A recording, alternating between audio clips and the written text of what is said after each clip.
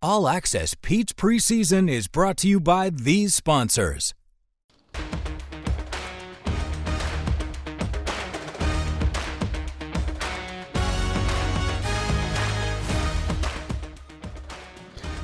We are looking ahead to the 2025 high school football season on 7 News on Channel 7 and on the CW62, plus on WSPA.com. We've got the previews of more than 50 area teams. Once they are in the news, we put them on our website. We've also got our big hour-long High School Red Zone season preview show coming up on August 16th, a Saturday night at 7 p.m. One of the teams that's intriguing going into this season, the Greenville Red Raiders. They've got a new head coach, and all he did was revive the fortunes of the jail man Patriots over the past few years, winning in double figures and totaling 21 wins in his final 2 seasons, guiding the man program and getting them all the way to an upper state championship game. That would be one Steve Scoot Watson kind of join us from his office now just up the road from man at Greenville. Coach, let's cut to the chase right away. Again, Steve's the first name, but everyone knows you as Scoot. Where did the nickname come from? Well, it came from my dad. My dad gave it to me when I was a toddler. He said I used to, roll around in the walker and bam up against the wall. So he called me Scoot, and it's kind of stuck ever since. Yeah, there you go. I mean, I feel uncomfortable calling you Steve. Actually, I know everyone else is used to calling you Scoot. So you're a guy with ties to the upstate. You grew up in Greer. I've got that right. So kind of take me through your football journey. What got you involved with Greer football, and then where did things go from there to eventually get you into coaching? Yeah, so obviously I played high school football there at Greer and grew up in Greer, and had an opportunity to win a state title as a player in '94. And from there I played at Newberry College, and got an opportunity to work as a volunteer assistant with Coach Perry back in '02, and it kind of just jump started my my optimism in wanting to coach. Fast forward to 2007, and I got an opportunity to coach linebackers here at Greenville High. Coach Jim Soulsby gave me an opportunity, and I spent 7 years at Greenville, and just kind of rolled on after that. Ended up going to jail man and becoming the head coach at jail man, and so my journey kind of started with my roots being in Greer, and just wanted to emulate what I saw in my high school coaches growing up.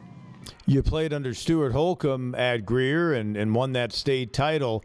Is that when you knew pretty much as a player that you were going to get into coaching? Is that when the fire was lit? Yeah, especially, my junior year of high school. One of the area coaches, Reuben Wright, he was one of my position coaches, and, he was a huge mentor for me, and I kind of saw what he was doing as a young coach and the impact that he had on us. And, I couldn't quite figure out what I wanted to do, but I knew that Coach Wright was having a lot of fun being a coach and working with us. And, that kind of really sparked my interest in wanting to coach. And now he's just up the road guiding Wade Hampton, so that's kind of a full circle moment as well. So having been at a place like a Greenville, great success there with Jim Soulsby, having played at Greer and won one of their state titles. In fact, they won another in '03. I think that's the last one they won when Sinclair Canna was their quarterback. But just before you got into high school, they'd won a title in '89. So you were around successful football there, obviously. Greenville successful. You get to man, and when I took you took the job ahead of the pandemic, so you had to deal with that as well. Several coaches there, but when I saw that you took the job, I'm like, man, this is a first head coaching job in a tough place. What was it like trying to just change the culture and the mindset, and eventually get it to where you're having as much success as that program had ever had? Yeah, it was difficult, but I was fortunate to have some experienced coaches around me. I had some coaches that had some college playing experience.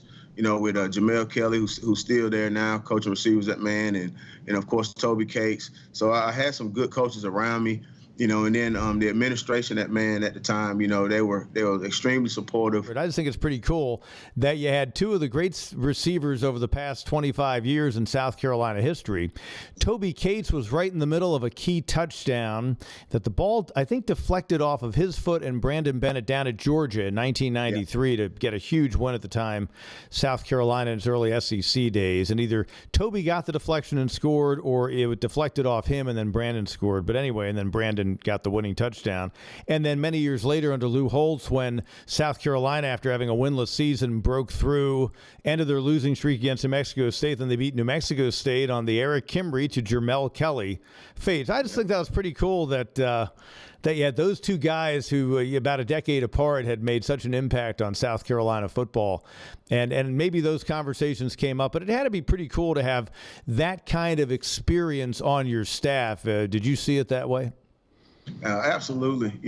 Both guys, they obviously had a lot of wealth of knowledge when it comes to offense and when it came to receivers. And, at the time, Coach Cates was our offensive coordinator, so I spent a lot of time coaching with him at Greenville as well. That's where I kind of, really built a relationship with him. Of course, our families are real close. And, I just, I needed him to come with me when I started the journey at Man. And, he agreed to come with me, and it was an awesome experience, awesome ride with both of those guys, and both of them are real close friends of mine, real close friends. So now you're in a different kind of challenge. You're getting to a Greenville program that not long ago had a run of 10-win seasons. They had a coaching change in the 1 year of your predecessor, the brother, in fact, of another former South Carolina great, Connor Shaw, Jabo Shaw. He determined it was best for him to go back and coach in Georgia, but just a rough season a year ago and not what Greenville was accustomed. How do you look at the challenges you confront taking this head coaching job and comparing it to Man? I'm going to guess it's a lot different, but what's your take as you've gotten adjusted there and now get ready for the first season? Right. Certainly it's a little different, but in a lot of ways, there's some similarities as well.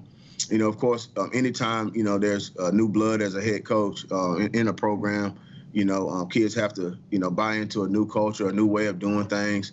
And then, just having that 1 year last year of not being successful, changing the mindset of the kids was our first objective and the first thing that we wanted to attack, once we took the job. And, of course, emphasizing the weight room and those things. But, there's definitely some talent here. There's some kids that experienced winning, 2 years ago. Some of them were, JV players, junior varsity players. But, winning, hasn't been that long ago for these guys. So they've tasted it before, and now it's just up to us to, to kind of facilitate winning again, around these parts. After some early struggles at Man, the next thing you know, for the first time since the mid-'80s and only the second time, I think, in program history, you had a team practicing on Thanksgiving Day, meaning you were getting ready to go play in an upper state final, and that had been done just once before. What was that experience like, knowing, and I'm sure you're thinking maybe you'll experience the same thing at Greenville, but knowing you had taken a Man program that had gone winless just a few years before and had gotten a group of folks and the players who had been part of the tough teams weren't still on the team, but maybe some of their younger brothers were. Take me back through what that was like on that. I'll never forget, I was out there that morning because I went out and got some shots. What was that experience like for you to know that you'd maybe, gotten over the mountain, so to speak? Yeah, it was definitely a crazy experience, especially just, reflecting on where we started from. Our first season, we went 1-7, and then we got a little bit better the next season. We went 4-6. Then we got a little bit better the next season, went 7-5, and then all of a sudden, the kids started believing, and we progressed to winning 11 games, the following year, and playing the week of Thanksgiving. And, after that third year where those kids experienced going to the playoffs, we kind of had a saying around there that we wanted to be practicing when the grass was brown, right? So, once those guys got a taste of that, it was easy to goal set and kind of easy to motivate those kids to train the way that they need to get to that point. But it was definitely awesome, an awesome ride, an awesome experience, just really seeing your program progress, from being a cellar dweller at 1-7 to, in 4 years, advancing to the upstate final. So, it was an awesome experience. Was it simply a matter of getting better in the weight room? Some good football players, of course, came through your program. But, I mean, was it just a matter, I guess, was it a matter of building confidence as much as anything else to go along with developing talent? Yeah. So it was, the process of building an actual, program. So, keeping your middle school kids together, and building relationships with those guys and working in the weight room with those guys. It was important for me, there to be seen in the weight room. I ran the workouts, with our middle school program, and then we started making our program attractive, and we was able to keep all of our D team kids there. And obviously we had some move-ins, some other guys, jumped on board, and it kind of made our team, a successful program. Yeah, it was awesome. We had some great coaches also, that put in that work, and it definitely paid some large dividends for us. You were at Man for half of a decade, but that transition from being the assistant coach to the head coach, some guys say I've got to become a CEO. How hard has it been for you to still be able to be as hands-on but kind of see the big picture? Yeah, I mean, you have to put your time in. I can't watch my clock. There is no clock. We get here at 5 a.m. every morning. We do all of our administrative work. We definitely make sure that we're planning and having our installs ready for defense. And it's good to have great assistants. On the offensive side of the ball, I trust the guys that I have on that side of the ball to take care of the offense. If there's something that I see, I may interject some, but you have to be confident in the guys that you hire and allow them to do their job. So, and that's one of the things I learned. You can't be everywhere at the same time at one time. At one time I tried to do everything, wash the clothes and paint the fields and, just everything that I possibly could do, and now I've learned, through some experience to delegate those things. And, it kind of allows me to be able to, to do the best job and have the energy that I need, to execute the job that I have.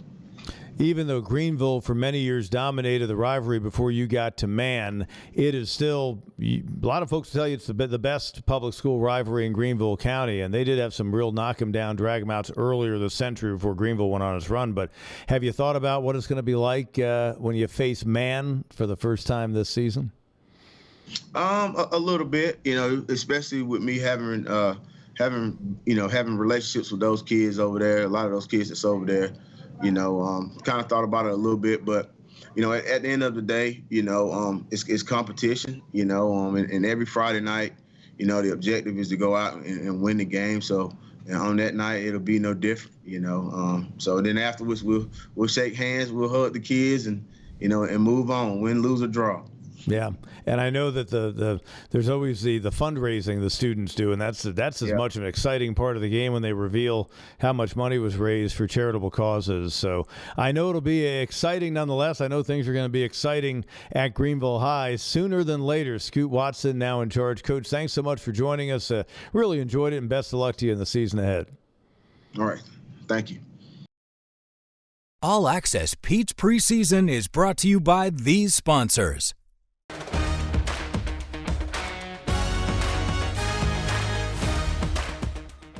Our visits continue with area high school head coaches. The 2025 season bringing a lot of excitement in the high school red zone.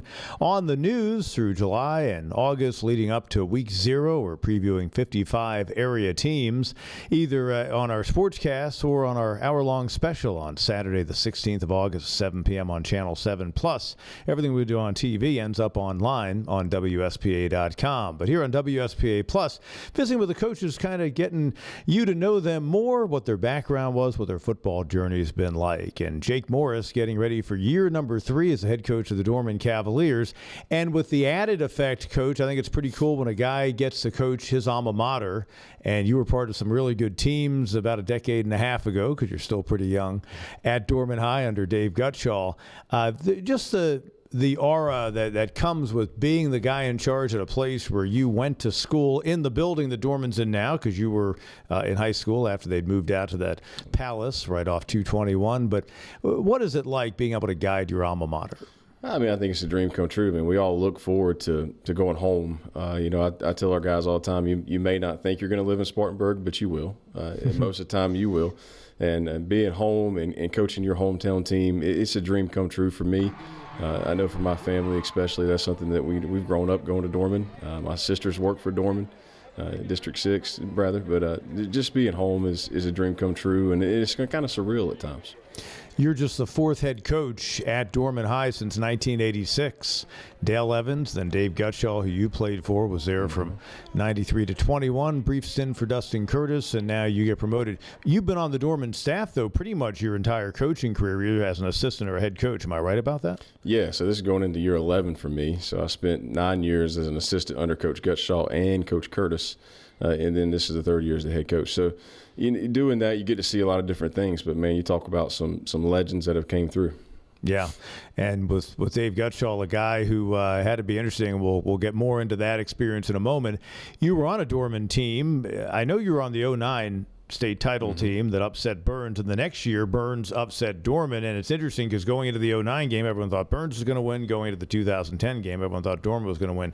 Was your senior year that 09-010 school year? It was, yeah. So take me back to that day in December of 09. I remember it was in the afternoon at Williams-Brice, and then that night is when Clemson played Georgia Tech for the ACC championship, because I was down in Tampa. So I was following the game from afar. But what a collection of talent that was on the field on both sides. What are some memories from that 2009 very memorable state title win? There's a lot. Just the moment that you dream of as a child, watching Dorman play and seeing the 2000 team and seeing some of the teams that have made some close runs going up to it. In 2008, I was a part of that team, arguably one of the best athletic Dorman teams we ever put on the field. Yeah, and fell up short in the upper state championship game to Burns. But just seeing that stuff before you and then being able to live that out and to know that you were the second team in school history to be able to do that. Man, that was huge. And just moments in that game. I mean, you can go back to the pick that John Parker had on the sideline that sealed the deal, or Adam Humphreys had the interception in the end zone that sealed the deal. And Johnny Foster, still talk to him, still love him. But the best throw he's ever made in his life was when he threw that ball to Sharon Peak when it was 3rd and forever, and we ended up completing on that and having a scoring drive there. So just so many memories in that game, but really just the feeling at the end of the game of knowing that, hey, we did it. We did it. It's something that we've wanted to do, and it was our goal, and we accomplished it. They had won the title in comeback fashion in 2000, and that was the next state title Dave Gutschall won. I want to say he coached, was it 6 or 8 state championship games? I think 6 state championship games. I think he won 3 of them. Yes. But, 1999, throw a pass over the middle against Stratford, gets stopped at the 2-yard line on that play, and there were some other close calls. 1994, when you were probably just a young guy, but the classic state title game in Death Valley against Spartanburg, when Dave Gutschall later told me that at halftime, he told his offensive lineman, just tackle Anthony Simmons, the great Spartanburg linebacker, and maybe we'll get penalized, maybe we won't, but we have no other way to stop him. And that came down to Derek Burnett, I think was his name, the quarterback, rolling right, throwing to the end zone, and the ball getting batted down, or else Dorman would have won that game. But your coaching journey as a guy playing under Dave, I would think a lot of guys were inspired to get into coaching. Was that always going to be the plan? What happened from the time you graduated from Dorman, then college, and then getting into coaching for you? Coaching of some sort was always the plan. Went to North Greenville University. I played for Coach Jamie Chadwell, who's now the head coach at Liberty. Then I played for Coach Carol McCray, who left and went on to be at Gardner-Webb, and now is a director of high school relations at the University of Virginia. And then Coach Farrington, who just recently retired. So I had 3 head coaches there in a 4-year stint. And, wow. Really had planned to get into coaching, didn't know what that looked like. Really liked strength and conditioning, so I thought I'd dabble into that a little bit. Interned at South Carolina during the summer going into my senior year. Came back in G8 at North Greenville for about 2 months. And, under Coach Farrington at that point? Under Coach Farrington. I was actually in the weight room, so I was under Coach Andre Bernardi and worked directly with football with Coach Farrington. But, just trying to figure out what avenue I wanted to take. And I saw Coach Gutschall in Costco in Spartanburg. It was my wife now. She was my girlfriend then, and then my mom. And he said, "What are you doing?" I said, "Well, I'm GA at North Greenville." He said, "What are you making?" I said, "Coach, I'm a GA." I'm not. And he told me to come see him on Monday. And so the rest was history, and that's was where I've been. I didn't know I wanted to get back into football, but man, since I've done it, it's where the Lord's called me to be, and it's right up my alley. So you weren't sure that coaching football was going to be your thing? I thought I was going to be involved in football. Just didn't think I was going to be a football coach. I thought more so in the weight room, and that kind of thing. And then it just, once I got back out on the field, I just fell in love with it. So I had one of your colleagues and one of your former assistant coaches and colleagues when you were both assistants, Malcolm Boyd, tell me he's now at Woodmont High. And I said, give me some background on what you learned from Coach Gutschall. And the comment in our conversation came up with the fact that it just seemed like from season to season he would change his offense to his personnel. And Malcolm said, actually, sometimes it was from week to week. But just some of the things that, as that big voice in your ear to kind of get your coaching career launched, just some of the memories of being around Dave Gutschall. Because I'm not so sure a lot of people realize the brilliance that he demonstrated on the sidelines. Yeah, I mean, I don't know if you can comprehend if you're not around him his ability to do things that he's done on the sideline for all these years, and it's still just as sharp as attack and can still do it. But just being able to adapt. In high school football, we don't recruit. We don't have a budget. We don't get to go pick out what players we want to run the offense we want or the defense we want. We have to adjust to what we have, and he was masterful in being able to do that. So to be able to see him do that, and Malcolm's exactly right. I mean, we had an old saying at Dorman that you always write in pencil. Because you never know what's going to be erased or what's going to be kept that week. And we would change game plans going into the game on a Friday during walkthrough. So wow, just being able to adapt. And he put all the pressure on the coaches, not the kids. And I think that's one of the biggest things that I've taken away from him is coaches are paid to do this. Coaches are smarter. Coaches have been there and done this. Put the pressure on them and make them get the things right. And the coaches can lead the kids in that aspect. But that, to me, was just – it's amazing to watch that man work and to see some of the adjustments that he made that normal folks just have no idea. So you as a head coach, how much are you shaping yourself based on what you learned playing and coaching under him? And you've also got to realize that, you had COVID hit all the programs, so that made the earlier part of this decade tough. Suddenly, Dave Gutschall is no longer the head coach, and then there was head coach just a year. Great guy, just wasn't the right fit, and there were some other things that Dustin decided to move on. It almost seems like, I don't want to say you guys have had to be in a rebuild, but you kind of had to recalibrate. Do you feel like you've been able to do that at the pace that you would have desired? And again, shaping yourself as a head coach and what your template's going to be. Kind of take me through that whole process. Yeah, I think so. As well as I do in this business, you got to win. If you want to have a job, you got to win. So you can rebuild, which we've had to rebuild some things. And we've had I was a third head coach in 3 years. And anytime you have that, you're going to have to rebuild something. Something's got to have to get fixed, whether it's the trust in the kids and that they have for the coaches, or there's some aspect of the program that's going to have to be rebuilt. And for us, there was several. And so I think that's been an area that we tried to tackle really early and get them, kind of get it to where we wanted it to go as a staff. And I laid out my vision, and the staff's been wonderful in helping implement that. But it's a growing period for me. I mean, it's the first time being a head coach. All of a sudden you're one of the biggest high schools in the state of South Carolina. You're the head coach of it. And you really don't have time to learn. You really don't have time to make mistakes. You got to move. You do. But you just got to kind of learn on the fly and keep moving. And, I can't say enough about my support system and my staff and my family and those guys having my back and helping me through these processes and through this time. But I think it's paid off. I think we're at a good point of where we want to be right now. You had some great players who you played with. You mentioned Sharon Peak, Adam Humphreys, guys who each had different levels of success, major college and also NFL. A bunch of offensive linemen who went on to the league and some other star players. Now you've got a guy named Polo Anderson. They call him Polo. I don't know where the nickname came from. He committed to Clemson. He looks like a generational kind of talent. Talk about him as this season unfolds. Yeah, he's absolutely a generational talent. I mean, I would be remiss if like I said, I get to coach another kid like him. I mean, he's extremely athletic, very smart. He cracked down on his grades about his sophomore year, and he's been a straight A student since, and just really puts the work in on and off the field. Just the kind of kid that you would love to to be able to coach all of them, and then his talent level is just through the roof. The things he can do is unbelievable. God's really blessed him and given him a huge ability to do a lot of things. And, I hope I have more like him. I think we all, as coaches, would say we could have more like him. Yeah. But just, we're very proud of where he is and what he does for our school and keeping – he's from Dorman. He's been at Dorman. He hasn't left. In this world that these kids can just pick up and go at any minute. Yeah. And that's a topic for another day. But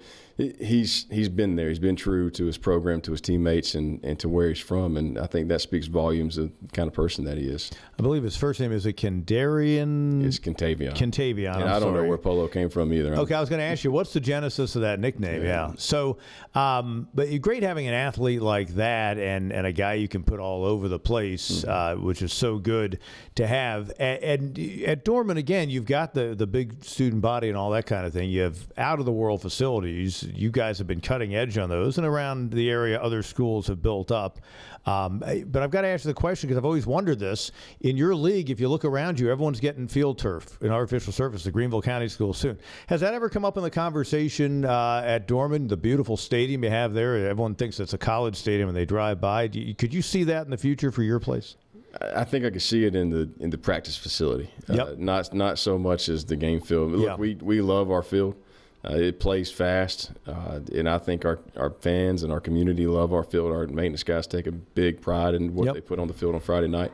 And I'm a big fan of playing games on grass and not AstroTurf. I would love to have a practice field for weather purposes, but I don't see the game field changing. It's a beautiful place. We're very blessed with it, and those guys work their tail off to get that thing looking the way it does. And the fact that, again, the benefit of the palace you have as a school, soccer has their own place. I guess lacrosse maybe plays in your stadium, but for the most part, it's not getting the wear and tear some other places are. But that's I've just always wondered what the mindset is. And it'd be good to have an artificial surface to practice on because when you go on the road, just about everyone in your league is going to have that. So it'll have you ready for that. Well, Coach, great talking to you, and thanks so much. Certainly good luck as you continue to grow. And eventually they'll be talking about Jake Morris in the same light as the great Dave Gutschall and Dale Evans and others who came before him at Dorman. That's a big shoes to fill right there. Well, I've set the bar high for you to go after. But thanks so much, and good luck to you and the Cavaliers. Thank you.